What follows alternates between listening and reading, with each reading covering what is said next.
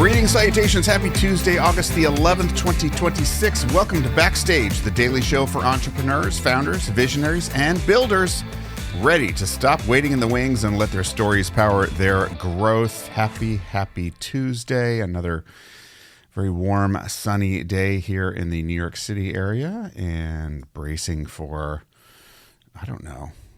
something. Feels like you're always bracing for something these days, right? That's terrible. We shouldn't be bracing. We should be embracing.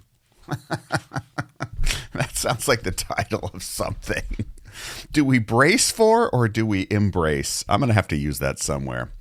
All right, here's what we got today. Listen, we've been talking a lot about AI and you know, this show's called Backstage. And so I think about the world as your stage and what does a stage mean these days? So there's a couple of headlines that I found to be particularly interesting. This one is published on a website called digiday.com, D-I-G-I-D-A-Y.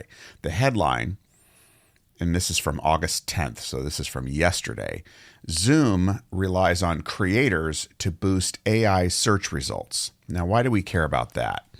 Well, what do you think of when you think of Zoom? You think it's a meeting platform, right? Mostly. Yeah. You get on a Zoom. We Zoom. It's become like Kleenex. But the problem is that they want to become much more than that. Their growth strategy involves being, an end-to-end AI-powered platform that goes far beyond meetings. Okay.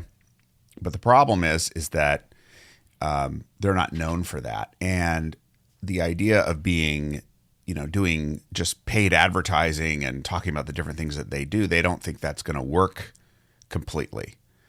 So one of the things that they're doing is they're launching campaigns with creators and influencers. I hate that word influencer, but anyway, it is what it is.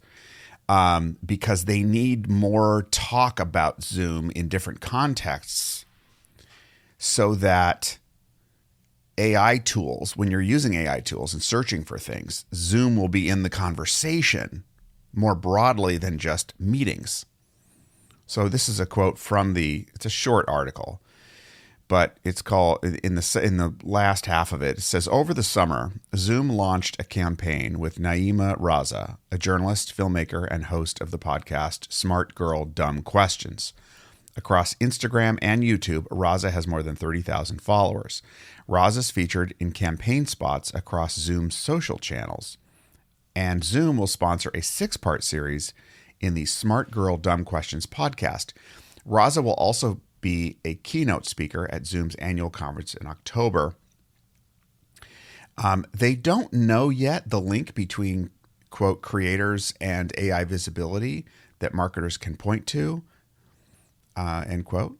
But, and this is a quote from the article, the partnership with Raza is a bet on building authority and credibility, 2 variables that factor into how AI chatbots decide what to surface in an AI search response. So this is the point of all this, is that if you are, a person who sees being on stages, having a stage, having a platform, and I mean stage more broadly. Right now, what we're looking at when you're online is, let's just take LinkedIn, for example. You're on LinkedIn, you're preaching the gospel. Well, you think you're preaching to, your future client, right? Maybe. But what a lot of these companies are doing is they're saying we need to seed the ground so that we show up in search. Just the way that you used to pay Google to, display results with you in it, based on keyword search, keywords and phrases, right? Now it's the more stuff that third parties are talking about, the more likely you're going to show up in a ChatGPT or a Claude response, because you're getting talked about in a space of, in Zoom's case, not just doing meetings, but hey, we do all of these other things too. And here's this quote unquote creator with 30,000 followers. They're probably getting this person at a relative discount compared to someone with 1 million followers, obviously, but it's a good test run. I'm sure for her, this is great. They're probably paying her a handsome sum for her, and she's building her own stage. So looking at it from the standpoint of the person of Raza, or if that's you out there, building up a community with followers that allows you to then be not just run ads for handbags or whatever it is you're running ads for, but to be invited to be a collaborator with certain brands at this level. It's a great opportunity. But here's the main point. The main point is that we have to remember that when we're out there on the digital stages, trying to make our stage bigger and bigger, we are really feeding multiple different constituencies, one of which is the AI platforms that are producing results when people have quote unquote conversations around issues. And if you're more in the conversation digitally, the thing is that it's really a mental jujitsu to think about multiple audiences at once when you're making content, when you're putting it out there, because you have a particular person in mind usually. And so if you're feeling a tension when you're putting content out on whatever platform, and you're feeling that tension, part of the tension is that you probably know instinctively, if not explicitly, that you're trying to play multiple games at once, and that's very, very hard to do. So choosing what side you're on, if you're going to be on the side of I'm going to build an audience and I'm going to build my power to charge for access to reaching my audience, then staying really true to your audience and serving your audience is the key. And I think for me, that's what's critical for anyone who's really got legitimate ideas. They're not just craven profiteers, but they've got legitimate ideas that they think are worth being adopted, worth being heard out there, ways of leading, ways of implementing technology, whatever it is that you believe in. Focus on who you're ultimately helping, build an audience, and that stage will become your bridge to more money through other sources. If you think about YouTube creators, most of them are making much more money on things other than AdSense when they get monetized.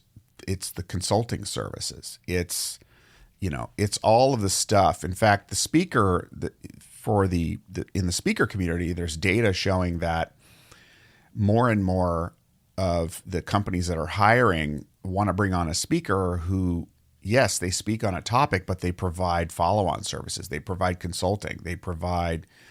It's more like a speaker, instead of being a speaker who offers some books or things to leave behind, it's a consultant who speaks for a lot of different hiring entities. At least this is what the data is showing.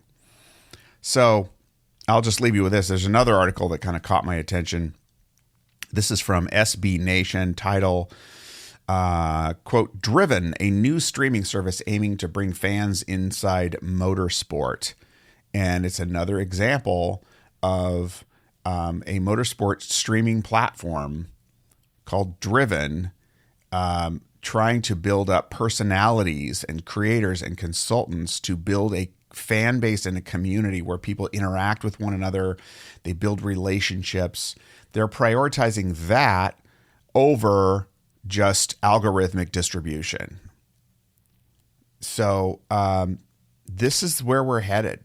Everybody's trying to figure out how you get to your people and keep them with you, keep their attention in this attention economy. And it's about, you've got to build a relationship. So in the case of Zoom, I want to be showing up in, longer term, they want to be showing up in chatbot results. And so they need someone who has an audience to bring along an initial group of people who are going to be listening to this, consuming it, posting their own things about Zoom, and kind of creating more and more DNA about the broader scope of what Zoom can do out there. It's something to think about if you're building something and choosing your lane and choosing your strategy. Are you the creator that's trying to build the audience to then monetize the audience in multiple ways?